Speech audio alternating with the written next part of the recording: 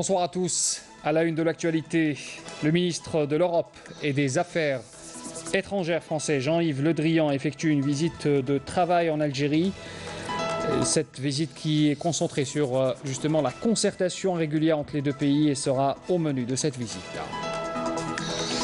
Le taux du travail des enfants en Algérie ne dépasse pas les 0,5% du nombre total des travailleurs sur les lieux de travail contrôlés. Déclaration du ministre du Travail, Mourad Zembeli, à l'occasion de la célébration de la Journée mondiale contre le travail des enfants. Une unité d'urgence dédiée aux pathologies vasculaires cérébrales a été créée au niveau du centre hospitalier universitaire de Ibn Badis à Constantine. On en parlera aussi.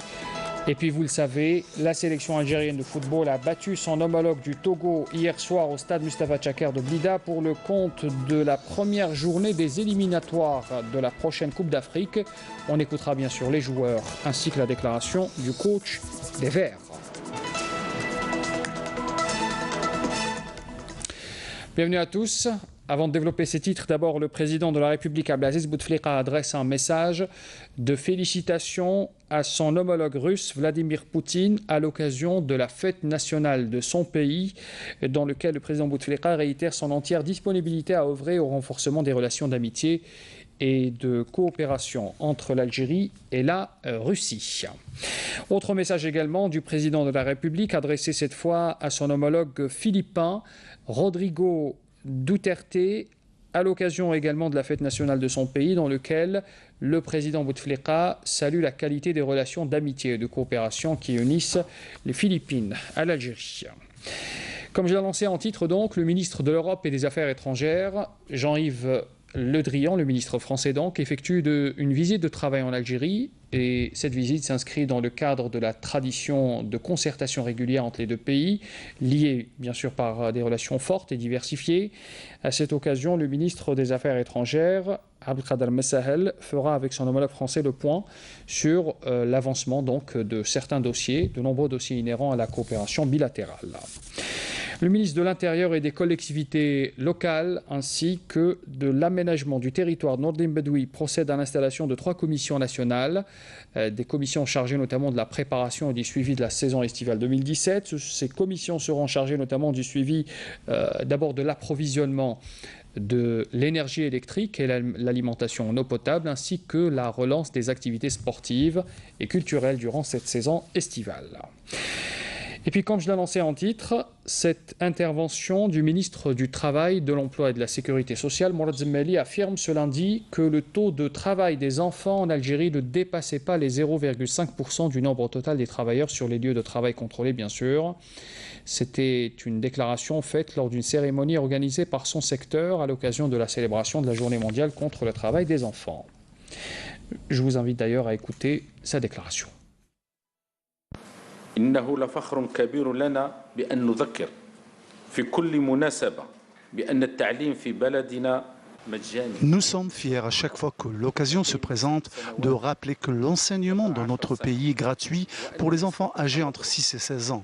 Et le taux de scolarisation s'élève à 98% pour notre pays. Il est important de noter la relation étroite qui existe entre la scolarisation et l'âge légal pour le travail des enfants. Une norme usitée dans notre pays pour l'âge le plus bas pour le travail des enfants, qui est de 16 ans, est considéré comme le plus élevé par rapport aux autres pays, qui est entre 14 et 15 ans. Deuxième jour du bac aujourd'hui. Les épreuves concernent bien sûr plus de 760 000 candidats, on en parlait déjà hier, qui sont donc appelés à concourir dans différentes filières. Amal Messaïd. Les épreuves du baccalauréat se poursuivent aujourd'hui. Pour ce deuxième jour, les candidats ont eu à passer dans la matinée l'épreuve des mathématiques pour les filières des sciences naturelles et de la vie ainsi que pour la filière mathématiques. Pour l'après-midi, c'était au tour de l'épreuve de l'anglais.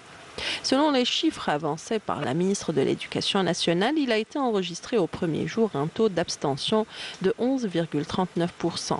Il s'agit de candidats libres pour la plupart et 1,56 sont des candidats scolarisés.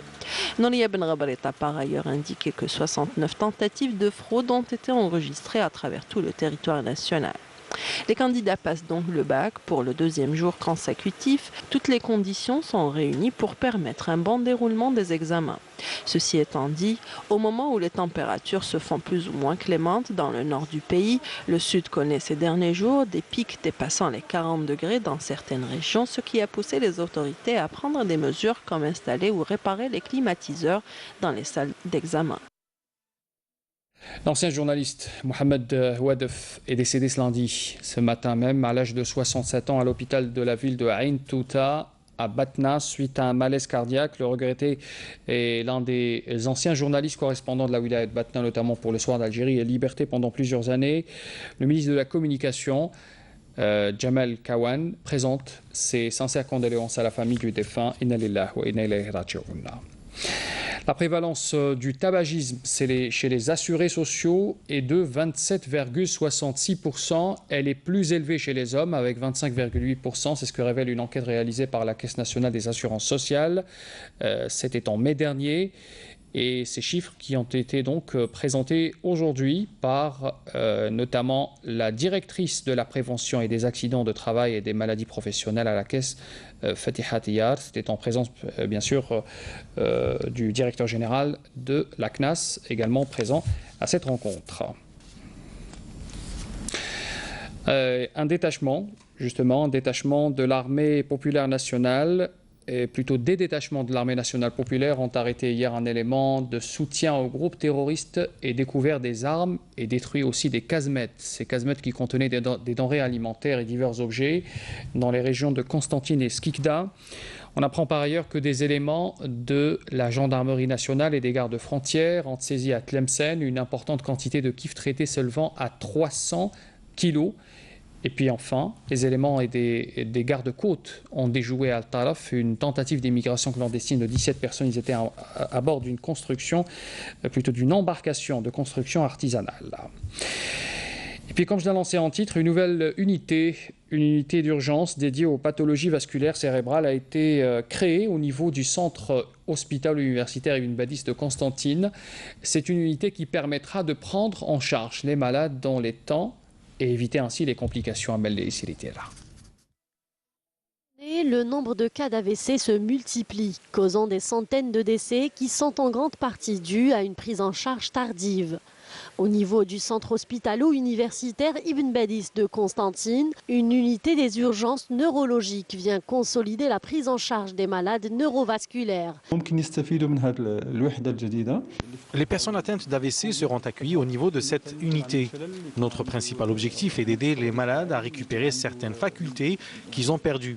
Par exemple, si le malade arrive pendant les 3 heures qui suivent l'AVC, on peut lui prescrire des médicaments pour qu'il puisse récupérer. Dotée d'un matériel de pointe, cette nouvelle unité offre aux patients un service de qualité avec la disponibilité des moyens matériels et un personnel qualifié. Nous avons mis en place un plan pour évacuer les malades directement vers le service de scanner pour faire une radio. Ensuite, ils passent en salle de soins. L'ouverture de cette unité contribuera à diminuer la souffrance des patients et à les prendre en charge dans les temps, ce qui permettra d'éviter d'éventuelles complications et de sauver des vies. À Tindouf, une nouvelle aérogare de l'aéroport Raïd Faraj sera bientôt réceptionnée. La structure est en phase d'achèvement, nous dit Kalem Haïfa. Plus que quelques retouches avant la réception du nouveau terminal de l'aérogare commandant Faraj de Tindouf, une nouvelle structure aéroportuaire de 5000 m² qui assurera d'ici quelques semaines le confort des voyageurs et améliorera de façon significative les prestations de services. Nous avons rajouté ce pavillon, il ne reste que quelques retouches avant sa livraison. On est en phase d'installation des équipements techniques avant sa réception prévue pour le mois de juillet, avec des services plus performants pour les voyageurs.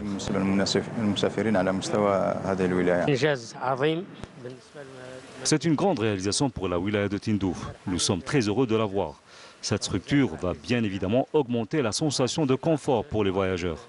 Pour sa part, l'ancien terminal qui assurait uniquement les vols domestiques passera par une restauration en bonne et due forme pour le transformer en terminal destiné aux vols internationaux. La capacité d'accueil de l'aéroport était de 250 000 voyageurs par an. À terme, on compte arriver à 600 000 voyageurs par an puisque cet aérogare assurera prochainement des vols internationaux. Les autorités locales comptent achever les différents travaux dans les plus brefs délais pour mettre cette structure aéroportuaire en service à la satisfaction des voyageurs et d'alléger par conséquent la pression sur l'actuelle structure de l'aéroport de Tindouf qui ne répond plus aux aspirations des passagers. Et puis un mot sur le sport. Vous le savez déjà, la sélection algérienne de football a battu son homologue togolaise 1-0. C'était à la mi-temps hier soir au stade Mustafa Tchaker de Blida bien sûr, pour le compte de la première journée du groupe D, des éliminatoires de la prochaine Coupe d'Afrique des Nations. Cette Coupe d'Afrique qui est prévue au Cameroun. Alors vous le voyez sur ces images, c'est Sofiane Hanni, bien servi par Islam Slimani, qui a donc offert cette précieuse victoire à l'Algérie d'un joli but. C'était lors d'un lob à la 23e minute. Je vous propose d'écouter la déclaration de quelques joueurs de l'équipe nationale, suivi du capitaine de l'équipe togolaise, Adebayor. C'est bien de commencer comme ça. On a vu que c'était difficile, hein, surtout deuxième mi-temps. Je pense que les deux équipes, à la fin, elles ont poussé jusqu'à la fin pour terminer le match. Mais c'est une bonne victoire. On a montré des bonnes choses pour le début de cette compétition avec un nouveau coach qui a donné un bon discours. Maintenant, c'est à nous de continuer comme ça. Inch'Allah. Merci. Un mot sur cette victoire. C'est une victoire qui fait plaisir. Voilà, on l'a déjà dit, après notre CAN, on avait à cœur de se rattraper et de faire de bons matchs. Et voilà, ça c'était le premier match des qualifs pour la CAN, la prochaine. Donc c'est important de le gagner, surtout à la maison. Bon continuation. Premier match, un mot برك sur cette victoire. الحمد لله كانت مباراة صعيبة. كنا نحوسوا غير على لا فيكتوار. الحمد لله اليوم بينا باللي نقدروا نلعبوا ثاني وبينا باللي لحد الآن مازال ما خسرناش استادنا. الحمد لله. Un mot sur cette victoire. Non, c'était un match important à gagner. Voilà, il fallait qu'on gagne. Alhamdoulilah, on a réussi. Voilà, il y a encore des choses à améliorer, mais Inch'Allah, avec le temps, avec le nouveau staff technique, ça va le faire, Inch'Allah. Bonne continuité. Merci. Ouais, je sais. Bon match, premier match, première victoire à domicile. Un mot sur cette victoire. Ouais, c'est une victoire très importante. Ça nous permet de regagner de la confiance après la CAN qu'on a eue. Et je pense qu'on s'est très bien comporté. On a travaillé dur durant ce stage et on a pu démontrer nos qualités et ce qu'on pouvait faire sur le terrain. Bon continue. Merci. Et un mot sur cette victoire. Merci. Le premier match dans les éliminatoires Coupe d'Afrique, un mot sur Bah écoute, on vient de faire un très bon match contre une équipe solide, une très bonne équipe africaine. Mais bon, écoutez-moi bien, on a donné le meilleur de nous-mêmes. Et voilà, à la fin, ça n'a pas payé. Maintenant, comme vous le voyez vous-même, l'équipe est très jeune. On va essayer de progresser, de travailler un peu plus pour gagner dès la prochaine séance. Merci. Voilà pour les déclarations des joueurs. Je vous propose à présent d'écouter la déclaration des deux coachs, l'Algérien, le coach de l'équipe d'Algérie, El Karaz, et l'entraîneur, bien sûr, de la sélection togolaise, à commencer donc par le coach du Togo. Écoutez ces déclarations. À tous, avant de commencer, je voudrais dire une chose qui me semble importante dans le concert des matchs internationaux. C'est que, en mon nom, mais au nom de la délégation togolaise, on se doit de remercier les Algériens, la fédération algérienne, pour le formidable accueil qu'on a eu ici et la façon dont ils sont occupés de nous, à tous les points de vue, dans l'hébergement, dans le transport, dans la qualité des terrains d'entraînement. Enfin, souvent, les entraîneurs pleurnichent de l'accueil en disant qu'on les a embêtés et tout. On peut dire que si on a perdu, c'est pas de la faute de la fédération algérienne. Et merci beaucoup aux gens qui nous ont accueillis ici pendant 4 jours. Voilà, c'est ce que je voulais dire. Après, pour revenir au foot, on a eu une première demi-heure de qualité, mais face à une équipe d'Algérie qui trouvait des angles de passe, qui travaillait son jeu à 3 avec des zonages de Brahimi pour Goulam, avec Ben Taleb qui venait s'intercaler entre les deux. Donc on a pris un but sur une petite erreur de jeunesse dans placement-déplacement. Le football, c'est 3 mots. Le football, c'est tout simple. Ce qu'il y a de compliqué, c'est de jouer simplement. On a été bon dans le placement, on a été bon dans les déplacements, mais là, sur cette action-là, on n'a pas été bon dans le replacement. Et je pense que la dernière demi-heure, il y a eu beaucoup de blessés du côté algérien. J'espère que c'est pas grave. Mais on sentait qu'on était tout près de revenir, tout près d'égaliser. Ce que je pense du match, c'est qu'en première mi-temps, on était près de ce qu'on avait prévu de faire avant le match. Malheureusement, on n'a pas transformé toutes les occasions qu'on s'était créées. Et en deuxième mi-temps, forcément, on s'est mis en difficulté. Déjà, parce qu'on a eu un joueur blessé, un Tal qui a eu une luxation de l'épaule, puis son remplaçant Fegouli qui se blesse. Sans parler du contexte général du match, avec le besoin urgent de gagner pour se remettre en confiance. Tout ça a fait qu'on a eu plus de difficultés en deuxième mi-temps. Mais si on avait transformé les occasions qu'on s'était créées en première mi-temps, on aurait quand même assisté à un deuxième match en seconde période. Bon, sur la culture, pour vous parler de cette projection hier au palais Moufdi Zakaria à Alger du film documentaire retraçant le parcours de l'émir Abdelkader. C'est un film qui a été réalisé par Salem Brahimi. Madal Boutouaba. L'assistance a eu droit en 96 minutes de projection à un aperçu exhaustif de la vie de l'émir Abdelkader, son parcours de combattant, sa résistance et un retour sur les bases et les dimensions de l'État algérien moderne qu'il a lui-même fondé.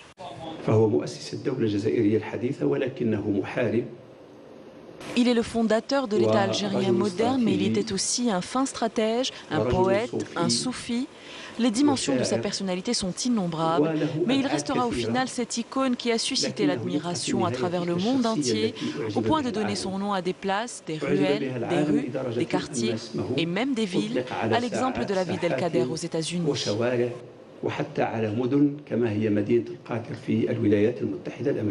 Un biopic réalisé par Salem Brahimi qui allie une lecture scientifique et méthodologique de faits et d'œuvres à un tableau artistique qui plonge le public dans un voyage d'exploration des différentes facettes du chef de la résistance populaire algérienne.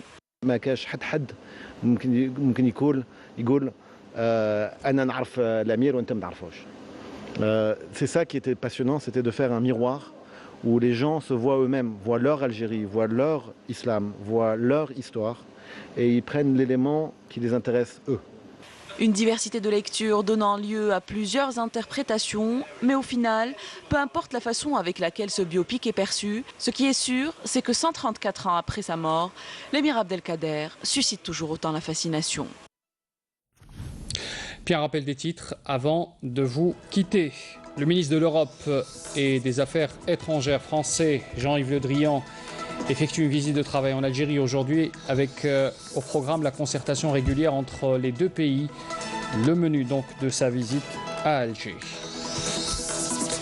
Le taux du travail des enfants en Algérie ne dépasse pas les 0,5% du nombre total des travailleurs sur les lieux de travail contrôlés. Déclaration du ministre du Travail, Mourad Zemmali, à l'occasion de la célébration de la Journée mondiale contre le travail des enfants.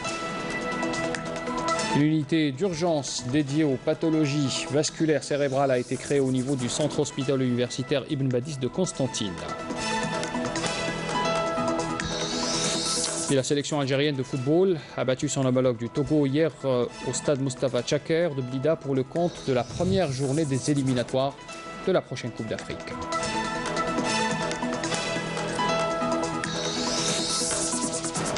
Fin de ce journal, merci de l'avoir suivi. Très bonne soirée à tous, à demain.